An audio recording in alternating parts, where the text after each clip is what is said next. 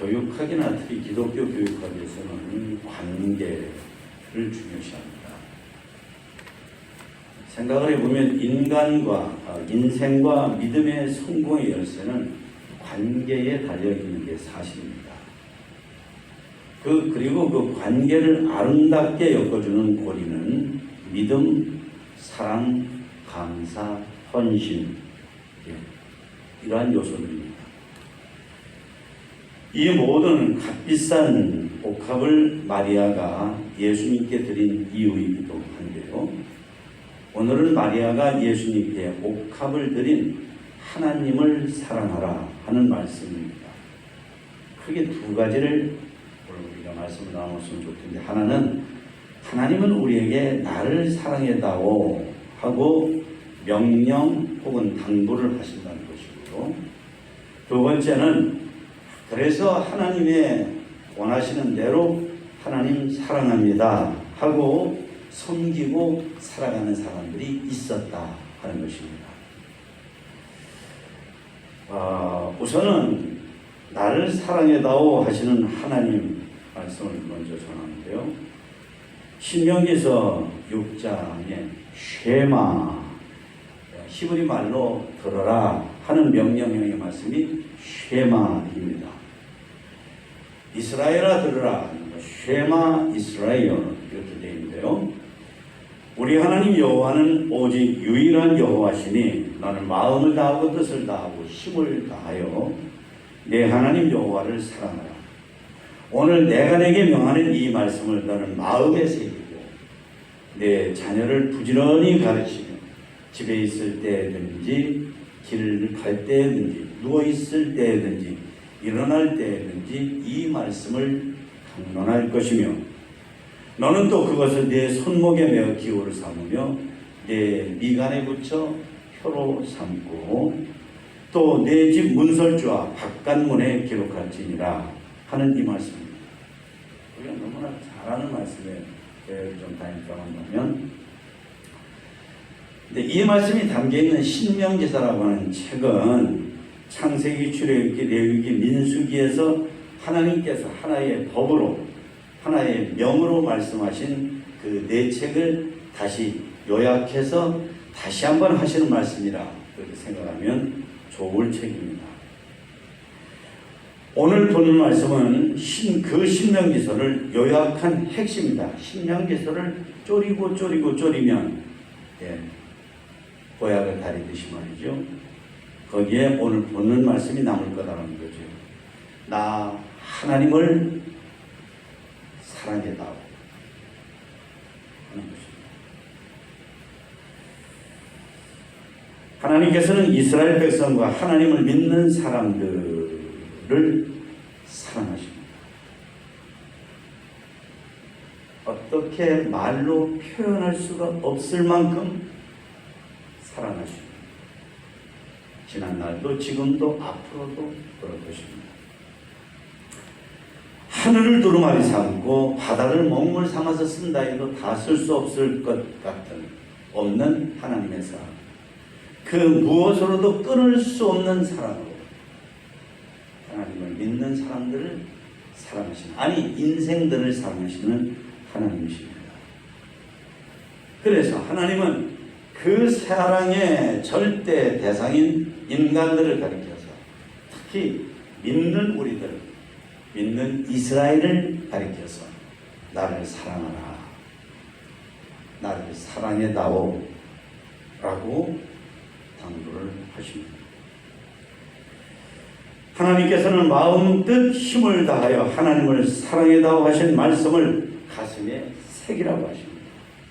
굉장한 말씀입니다. 또한 하나님을 사랑하는 것을 자식에게 가르치라고 하십니다. 부모가 자식에게 가르치면 그 자식은 부모가 돼서 또 자식에게 가르치죠. 그 자식은 또 부모가 돼서 자기 자식에게 가르치죠.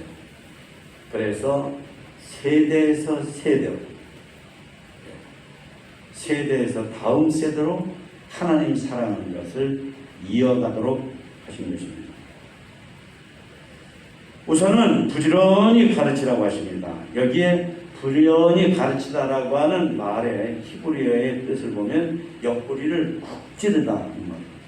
누군가한테 무슨 말을 하는데 딴청을 써서 못 알아들어요. 근데 옆구리를 주먹으로든지 손가락으로든지 쿡 찌르면 응? 저기 봐. 그러면 알아차리죠. 그 시기입니다.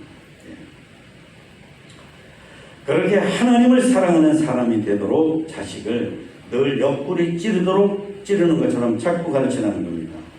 집에 앉았을 때든지 길을 걸어갈 때든지 누웠을 때든지 일어날 때든지 강론하라 합니다. 예. 또 항상 그는 문틀에 써놓아서 저절로 읽어지고 생각되고 각인되어 삶으로 옮겨지게 하라고 하는 것입니다. 어떤 집을 보면은 그 집의 주인 어르신이 돌아가신 지 10년이 됐는데도 그 문패를 그대로 둬두더라고요. 뭘까요? 잊어버리라고 둬둔 걸까요? 돌아가신 분을 기억하려고 하는 걸까요? 기억하려고. 그런 식입니다. 불조심, 가스조심, 건강관리 조심, 차사고, 보이스피싱 등은 시도 때도 없이 조심할 것입니다. 그렇습니다. 사람이 누군가를 무엇인가를 사랑하면 그러면 시도 때도 없이 그에 대해서 생각하고 뭔가를 하고 싶어 하기 마련이죠. 그렇게 하는 거죠. 하나님께서는 그러십니다. 나도 시도 때도 없이 사랑해다오. 내 자식들에게 나를 시도 때도 없이 사랑하라고 가르치기를 또한 시도 때도 없이 하라. 설교하듯이 가르치듯이 권위 있게 무슨 뭐 해서는 안 될 것 사람에게 부담 주니까 머뭇거리고 그런 거 말고 거침이 없이 자식들에게 언제나 하라고 하는 것이죠. 심지어 너는 또 그것을 내 손목에 매어 기호를 삼으며 내 미간에 붙여 표를 삼고 내 집 문설주와 바깥문에 기록할지니라. 앞에 좀 말씀드립니다. 다시 한번 강조하는 것입니다. 하나님을 사랑하라는 이 말씀이 써있는 조그마한 옛날에는 파피루스나 뭐 이런 거죠. 그런 것을 써가지고 그래서 요 손목시계만한 이런 곳에다 딱 담아가지고 그래서 이걸 차고 다니게 하는 것입니다. 머리에다가는 학교 교패나 뭐 본인들 계급장처럼 그런 식으로 만들어서 머리에 띄라는 거예요. 그러니까 피부의 감각을 통해서 하나님을 사랑하라 하는 이 생각, 이 마인드, 이 의식 그리고 실천을 하게 하는 것입니다. 그래서 발달 심리학에서는 쉐마라는 말을 여기에서 따와서 쓰는 것 같습니다. 그러니까 사람이 성장해 가면서 젓가락질, 칼질, 연필 수고하는 것 이런 것들을 하나하나 익혀가는 것을 발달 심리학에서는 쉐마라 그래요. 짚기 쉐마, 쓰기 쉐마. 그러니까 이런 걸 통해서 글씨 쓰는 행동을 이렇게 자꾸 하다가 보면은 거기에 익숙해질 뿐만 아니라 생각까지도 마인드까지도 점점 더 그렇게 익숙해지게 되는 거죠. 그렇게 하는 것입니다. 예수님은 한 율법사가 와서 어느 계명 중에 계명이 큰 것입니까? 물었을 때 바로 이 말씀을 가지고 대답을 하셨습니다. 예수께서 이르시되 내 마음을 다하고 목숨을 다하고 뜻을 다하여 주 너의 하나님을 사랑하라. 이것이 크고 첫째 되는 계명이요 라고 하십니다.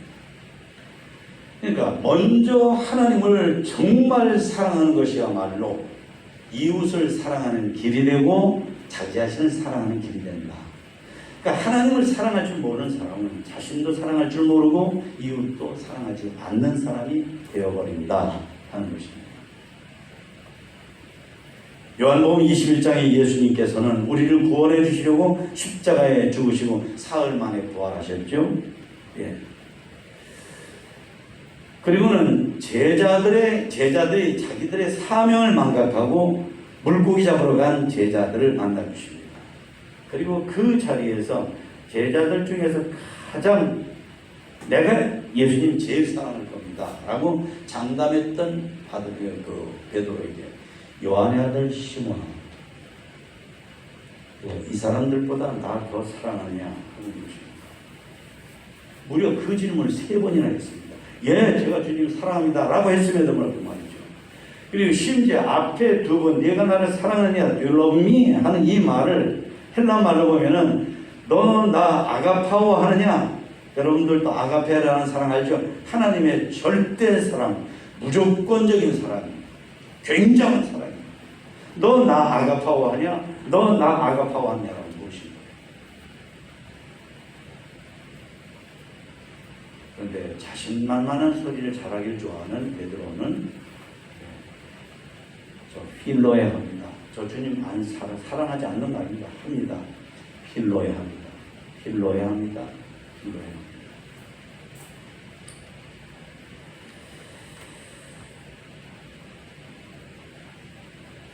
부활하시고 난 다음에 예수님께서 처절한 십자가에 고난을 당하시고 부활하시고 해서 하실 말씀이 얼마나 많았겠어요. 그런데 예수님께서 그 많은 말씀도 다른 말씀 안 하시고 너 나 사랑하냐라고 그러십니다. 그러니까 모든 것의 문제가 사랑하지 않음에 있단 말이죠. 모든 것의 해답이 사랑하는 데 있단 말이죠. 하나님을 진정 사랑하지 않고 교회 다니고 예배를 드리면 예배가 귀찮죠. 그래서 어떤 사람은 예배 기피증 병에 걸리는 환자처럼 예배를 드리잖아요. 안 드리기엔 좀 그렇고. 근데 하나님을 사랑하는 사람은 동굴 속에서도 어떤 박해 속에서도 예배를 드릴 때 가슴 떨리게 예배를 드립니다. 내 전부를 내 전 존재를 하나님께 드린다. 왜? 사랑하니까. 사랑하지 않는 사람하고 얘기할 게 뭐가 있습니까? 사랑하지 않고 하니까 그러니까 갸그락짜고 싸우는 거거든요. 할 게 없으니까. 근데 사랑하는 사람은 할 게 너무나 많은 거예요. 사랑 때문에 사랑하기 위해서 사랑을 이루기 위해서. 근데 사랑하지 않는 사람은 할 게 없는 거예요. 그러니까 싸우는 거예요. 악다분히.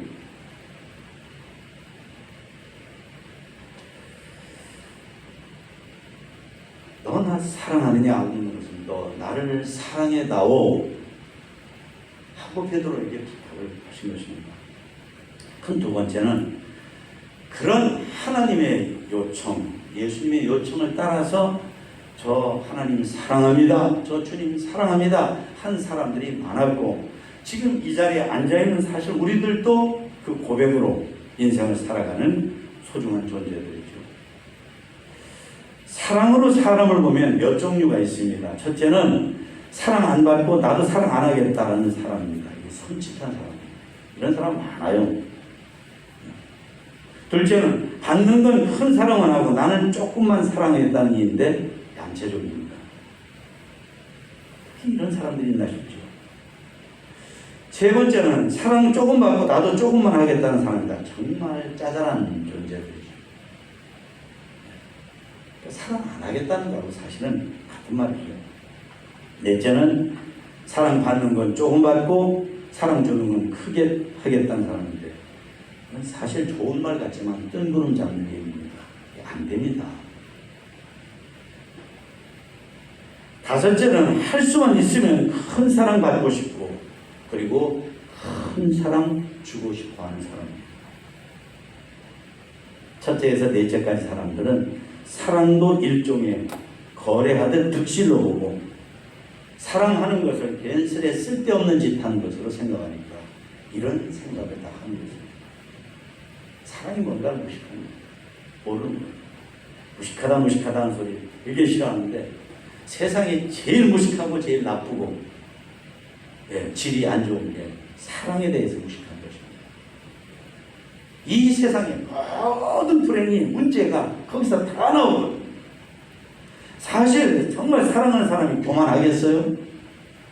사람이 정말 사랑하는 사람이 욕심 부리겠어요? 부모를 안 모시겠어요? 자식을 내던지겠어요? 친구의 우정을 배신하겠어요? 뭐 조금 안다고 거짓말거리겠어요?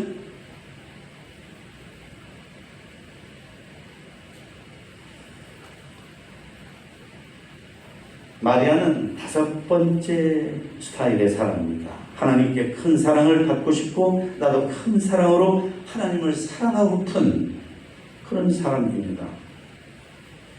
예수님을 통해서 주시는 하나님의 그 크신 사랑을 믿음으로 받고 나 또한 전통으로 하나님을 사랑하고픈 사람 마리아입니다. 눈에 뵈는 게 없다죠. 돈을 사랑하면 돈만 보이고 다른 건 안 보입니다. 그러니까 돈 좋아하는 사람은 이 시간 이 예배를 통해서 그것 좀 내려놓으세요. 왜? 안 보여요. 무슨 말인지 난 다 보이는데 아닙니다. 말로만 그렇고 수박 거달기식으로 생각도 그렇지 정말로 사로잡혀 그 일생을 노예가 되다시피 해서 하는 것은 돈 사랑입니다. 일단 돈 사랑에 사로잡힌 사람은 다른 건 다 수박 거달기식입니다. 돈만 보이는 거예요. 신앙 없습니다. 우정 없어요. 효도 없어요. 양심 없습니다. 진실 없습니다. 약속 없습니다. 보통 때는 그렇게 사는 거 같죠. 그런데 결정적 순간이 되면 예를 들면 부모님 돌아가신 다음에 자식들이 부모님 시신 앞에도 장례 지내면서 죽으라고 싸우는 것처럼 그런 것들이 드러날 때가 되면 확 드러납니다.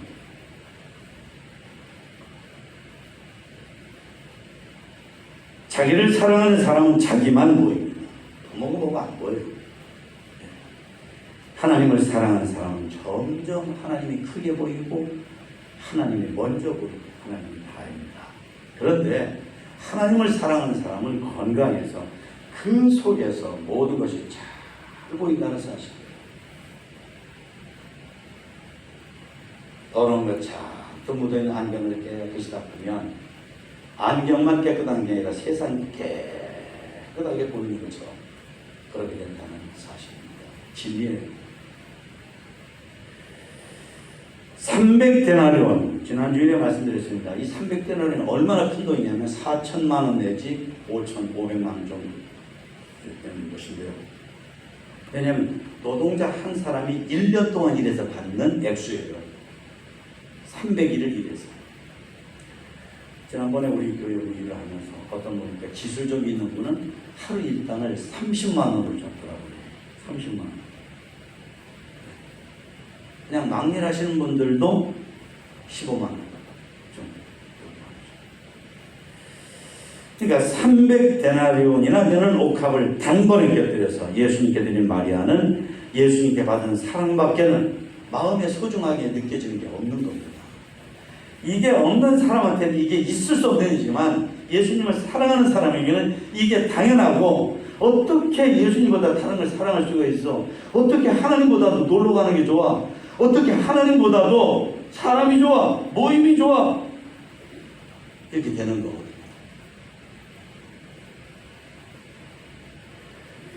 그리고 마리아는 그 사랑에 걸맞게 나도 주님을 사랑하는 것이 커다란 행복인 마리아였습니다. 그러니까 마리아처럼 하나님을 사랑하는 사람은 가장 귀중한 행복을 누립니다.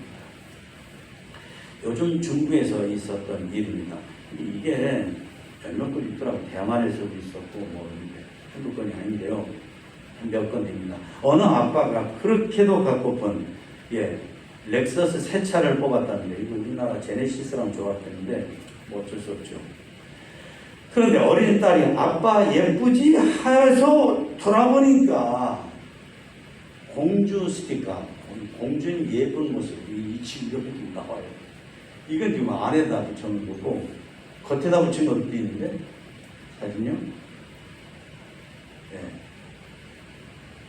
차에다가 한두 장만 붙여도 눈이 지필 텐데 저런 식으로 차 겉도경에다 잔뜩 붙이고 심지어 이 매직을 갖다가 말이죠. 그림을 공주님 그리고 뭐 그리고 뭐 이런 식으로 야단하는 거예요. 그리고는 아빠 내가 제일 좋아하는 거 아빠한테 다 붙여준 거야 하고 뿌듯함이 큰 표정으로 웃고 딸이 서 있습니다. 그걸 본 딸 바보 아빠는 목공에서 하고 나왔지만 말이죠. 예, 그대로 삼키고 그리고는 웃어버리고 만 것입니다. 아빠는 자기가 아끼는 그 좋은 스티커를 자기 차에다가 쫙 붙여놓은 것이 너무나 고맙고 좀 전에 그 마음도 있었지만 울컥하는 뒤에서 말이죠. 그래서 순간 그렇게 고마움으로 생각을 바꾸고 그걸 떼고 그러기보다는 그걸 그대로 붙이고 다니기로 했다 하는 것입니다. 이 기사를 보면서 저는 참 많이 반성하고 후회를 했습니다. 그보다도 훨씬 작은 일로 엄청난 잘못을 한 양 반응을 했었던 지난날의 기억들이 떠올랐기 때문입니다. 어찌 그럴 수가 있는 것일까? 무슨 차이일까? 여러 가지를 말할 수 있지만 결론은 딸을 사랑하는 크기와 그 뜨거움 그리고 그 농도 이 차이란 말이죠. 그 차이. 저는 그래서 그걸 후회하고 회개하고 반성을 했습니다. 여러분 이런 식입니다. 같은 일을 놓고 그보다 훨씬 못한 일보다 무슨 이런 일이 있다느냐고 큰 소리를 치고 치를 떨고 말도 안 된다는 식일 수도 있고 이건 너무나 당연한 거다라고 할 수도 있다는 거죠. 마리아가 한 일이 그런 식의 반응을 사람들에게서 불러일으킨다는 거죠. 오늘 말씀에 가룟 유다와 동조자들이 예수님께 옥합을 드린 마리아를 비난하고 그리고 책망합니다. 아주 그럴듯해요.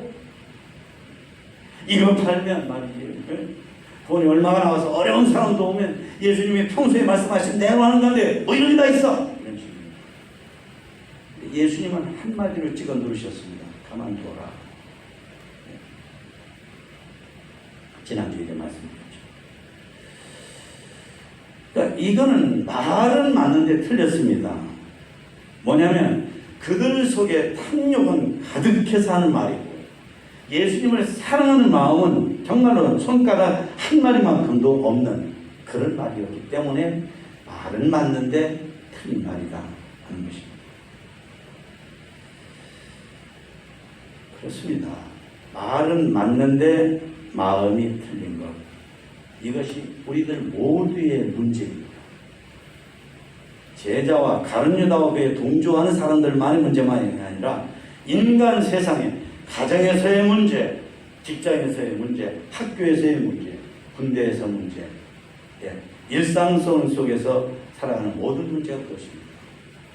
말은 아주 그럴듯하게 하면서 마음속에는 아주 추한 것, 더러운 것, 날카로운 것, 은큼한 것 이런 것들이 있는데 문제죠. 나의 힘이 되신 여호와여 내가 주를 사랑하나이다. 이 참 무슨 정말 그 연애 편지를 읽는 것 같지 않습니까? 일생을 하나님의 집을 짓기 위해서 평생을 준비했다. 참 그런데 하나님 엄격하십니다. 너는 전쟁을 많이 한 사람이기 때문에 그래서 많은 사람을 죽인 손이기 때문에 내 손 가지고 내 집을 지을 수는 없다. 내 집을 지어주겠다는 것은 아주 고마운데 너무나 고맙다. 너무나 고맙다. 그런데 내 손은 전쟁을 많이 해서 피를 많이 묻혀서 그러니까 그런 손 가지고는 내 집을 지을 수가 없다. 그래도 다윗은 그것도 좋아가지고 일생을 준비한 거예요. 일생을 하나님의 집을 짓기 위한 준비를 했었던 다윗의 마음, 다윗의 가슴, 다윗의 영혼, 다윗의 인간성, 다윗의 인성, 다윗의 마음, 다윗의 인간성은 어떤 것일까요? 바로 이겁니다. 나의 힘이 되신 여호와여 내가 주를 사랑합니다.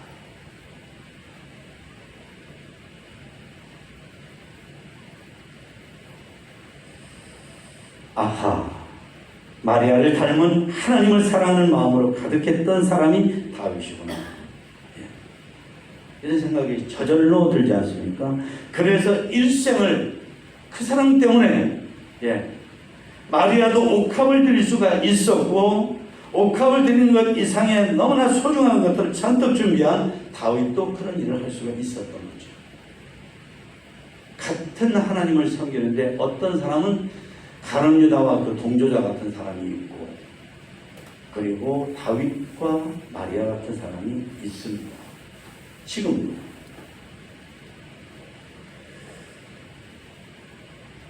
8절의 말씀이 그럽니다. 예수님께서 그는 힘을 다하여 내 몸에 향유를 부었으니 내 장례를 미리 준비한 것이다 라고 하십니다.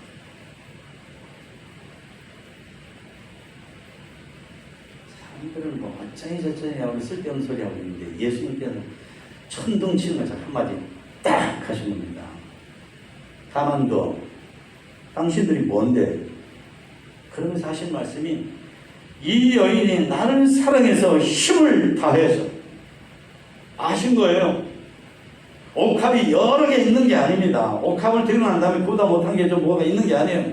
힘을 다해 자기가 할 수 있는, 힘을 낼 수 있는 다 내서 이제 더 이상 자기가 뭘 하고 싶어도 쓰고 싶어도 쓸 게 없는, 나머지가 없는 온통 드린 그런 것입니다. 그러니까 마리아가 그 순간에 얼마나 힘이 됐겠어요. 아, 내 주님은 아시는구나. 내 주님은 아시는구나. 내 주님은 아시는구나. 내가 주님을 위해서 이 귀한 것들이어서 더 이상 내가 뭘 하고 싶어도, 먹고 싶어도, 사고 싶어도, 어디 가고 싶어도 그러할 수 있는 것들이 없이 온통 드렸다는 걸 주님은 아시는구나. 신앙생활 하면서 자꾸 인간 사람들, 믿음 없는 사람들 사는 식으로 생각하고 행동하지 마시기를 축원합니다.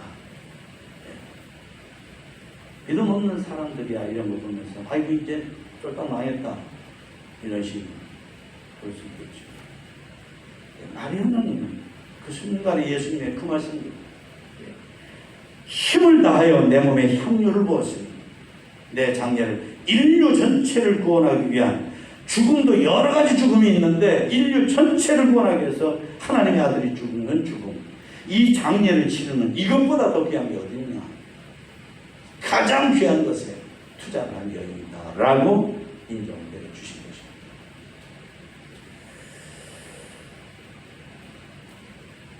하봉대 완교, 우리가 뭐 들어보지 않은 말이기 때문에 이상하지만 낯선 하나님의 성전을 봉헌하는 길,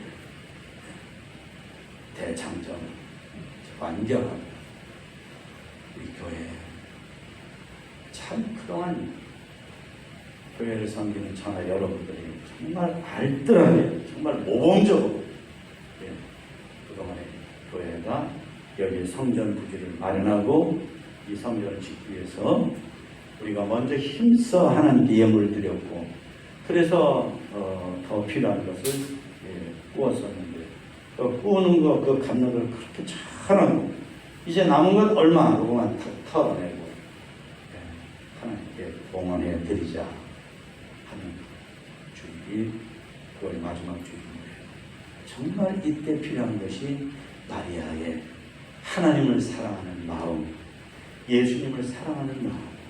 이 마음 없으면 다 쓸데없는 짓이죠. 왜 이렇게 사람 뭐 부담을 주지? 이런 할 소리라고는 그거밖에 없는 거죠. 그거밖에. 그런 말은 안 한다 할지라도 이 기꺼이, 정말 기꺼운 마음으로 정말 그렇다.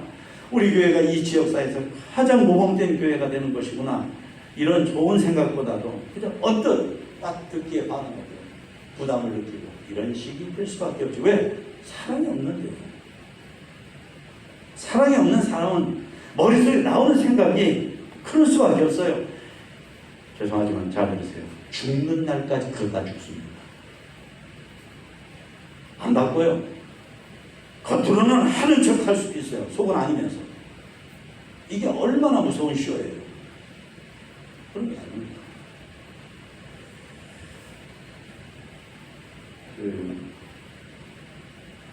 어느 목사님이 여기엔 금리 뽑은 얘기는 여러분이 설교를 보시고 어느 목사님이 제가 말씀드리면 여러분들도 좀 아실 거거든요. 성전을 짓는데 따님이 그 기가 이렇게 벌써 태어나서 이거를 떼주는 수술을 하려고 수술비를 모아놓은 게 있었는데 세상 기가 막히게 성령께서 그런 마음을 주시는 거예요.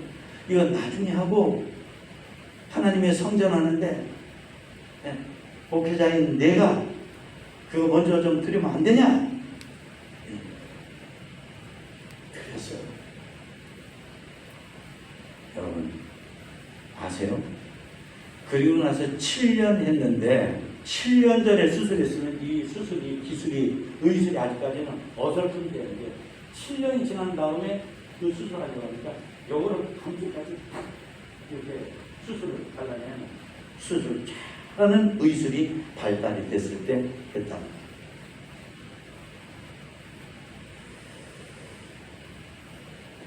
아브라함이 이삭을 드려요.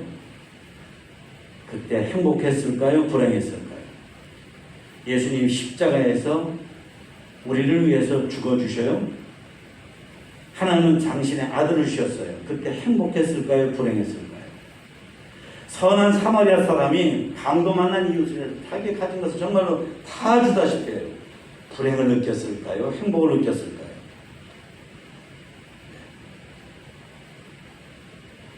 하나님을 사랑하면서 살아가는 사람은 하나님이 기뻐하십니다.